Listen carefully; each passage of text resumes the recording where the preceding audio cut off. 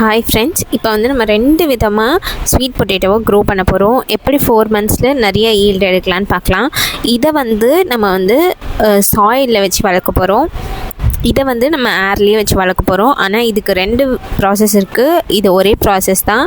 எப்படின்னு ஒன்று ஒன்றா பார்ப்போம். ஃபஸ்ட்டு இந்த மாதிரி ஒரு அட்டை பாக்ஸ் எடுத்துக்கோங்க. இதில் வந்து மண் ஃபில் பண்ணிடலாம். மண் இல்லை கோகோபீட் ஏதாச்சும் ஃபில் பண்ணிடுங்க. இப்போ பார்த்திங்கன்னா இந்த மாதிரி இந்த பாக்ஸில் நம்ம வந்து கோகோபீட் ஃபில் பண்ணிட்டு வந்துட்டோம். இப்போ இதில் கொஞ்சம் தண்ணி ஸ்ப்ரே பண்ணலாம். இந்த மாதிரி ஒரு ஸ்ப்ரேயர் வச்சு இதில் வாட்டர் லைட்டாக ஸ்ப்ரே பண்ணிக்கலாம்.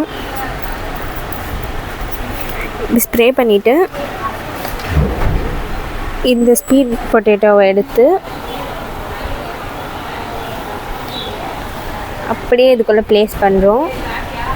இதுக்குள்ளே ப்ளேஸ் பண்ணி கொஞ்சம் அப்படியே சாண்டால் மூடுறோம்.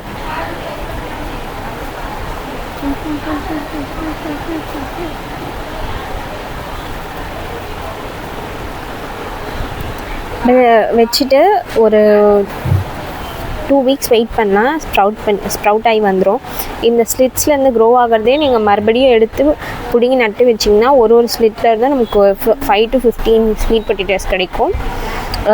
அப்புறம் இதை வச்சு என்ன பண்ண போகிறோம் அப்படின்னு நம்ம பார்த்தோன்னா, இது வந்து டெய்லி வாட்டரை வந்து இப்படியே வச்சு ஏர்லேயே வச்சு ஸ்ப்ரே பண்ணிட்டே வாங்க. இதில் வந்து ஸ்லிட்ஸ் எமர்ஜ் ஆகும். அதுக்கப்புறம் அதை வந்து நம்ம ரூட்டிங் பண்ணுறதுக்காக வாட்டரில் வச்சு ரூட் பண்ணி அதை எடுத்துகிட்டு போய் நட்டாலும் அதே மாதிரி ஒரு ஸ்லிட்டில் இருந்தால் நமக்கு 5 to 15 ஸ்வீட் பொட்டேட்டோஸ் வரும். இதுக்கும் இந்த மெத்தடு இதை விட என்ன ஒரு அட்வான்டேஜ்னால், இதை வந்து ரூட் பண்ணுறதுக்காக மறுபடியும் உங்களுக்கு 1 வீக் டைம் தேவையில்லை. ஏன்னா இதில் வந்து வரக்கூடிய ஸ்லிட்ஸ் எல்லாமே ரூட்டோடையே வந்து க்ரோ ஆகும்.